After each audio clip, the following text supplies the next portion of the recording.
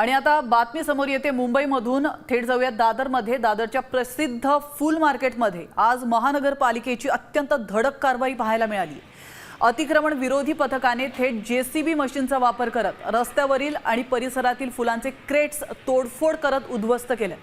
ऐन सणासुदीच्या काळात शेतकऱ्यांचं आणि व्यापाऱ्यांचं मोठं नुकसान झाल्याचा आरोप.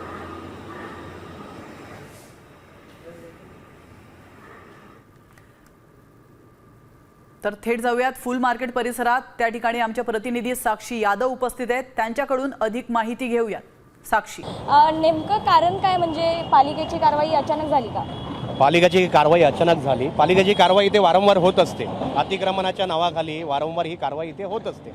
पण आज असा प्रकार झालेला आहे की पालिकेने जेसीबी लावून हे क्रेट तोडलेले आहेत. आणि हे क्रेट आहे ना, हे शेतकऱ्यांचे आहेत. शेतकऱ्यांची फुलं या क्रेटमधनं येतात. आज शेतकऱ्यांचं हजारो रुपयाचं नुकसान, प्लस या क्रेटमध्ये जी फुलं होती ती फुलंही ह्या जेसीबीने तोडल्यामुळे अस्ताव्यस्त रस्त्यावर तुम्हाला दिसत आहेत पडलेली. त्यामुळे मला हा प्रश्न पडतोय की पालिका सामान्य लोकांसाठी आहे की अशा कारवाई करणाऱ्या बेजबाबदार अधिकाऱ्यांसाठी आहे? पालिकेची कारवाई सकाळी 7:30 वाजता झाली.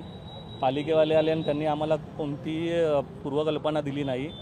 डायरेक्ट आले जेसीबी घेऊन आणि रस्त्यावर शेतकऱ्यांची कॅरेट मार्केटच्या गेटमधली बाहेर आणून त्यांनी त्यावरती जेसीबी चालवला गेला. वार्ड ऑफिसरचा राऊंड होता, त्याच्यामुळे हे लोकांनी हे केलेलं आहे. आणि हे नेहमीच असतं, आजचं काही हे नाही आहे.